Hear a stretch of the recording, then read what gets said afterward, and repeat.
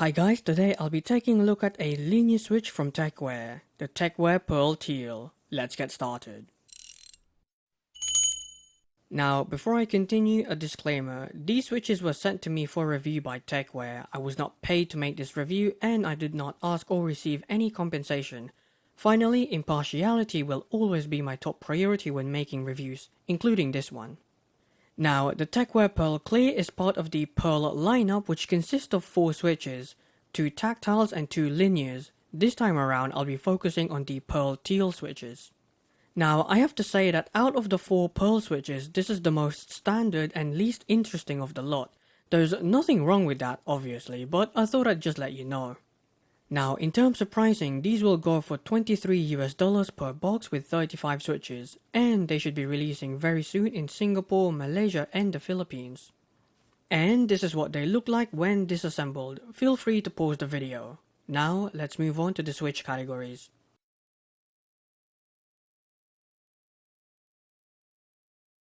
On-center key presses aren't the smoothest, with significant inconsistencies between all the switches, although they pretty much disappear at faster key presses. Off-center key presses are slightly worse compared to the Pearl Clear, with these suffering from considerable amounts of scratchiness and minor binding in some cases. However, again, and I need to emphasize this, at normal typing speeds it's almost not there. Overall, I would avoid these, especially at stock. They're very average, 5 out of 10.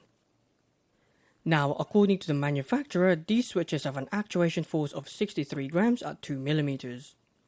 Here's the force curve provided to me, which is accurate with the marketing material. Just note that they did change some figures after my first 2 Pearl reviews. It's very nice to see that.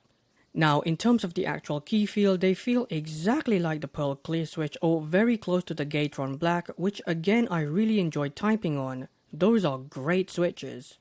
However, I will say that these have very slight weighting inconsistencies, most likely due to its smoothness characteristics, but it's something you probably won't notice unless you're really looking for it.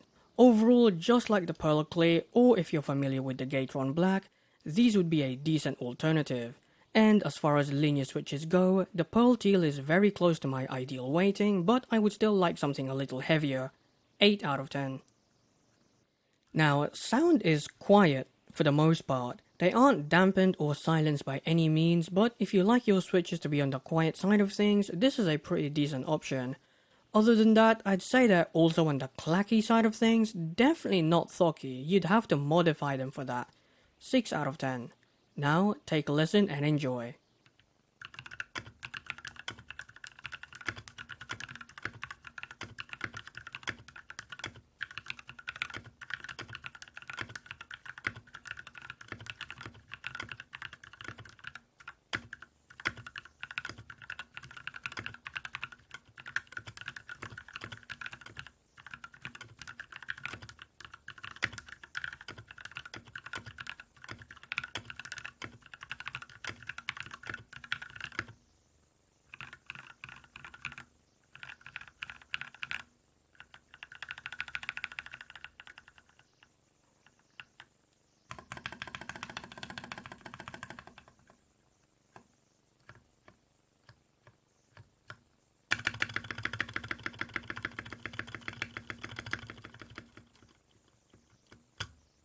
Now, one of the first things I noticed was the softer than usual typing experience.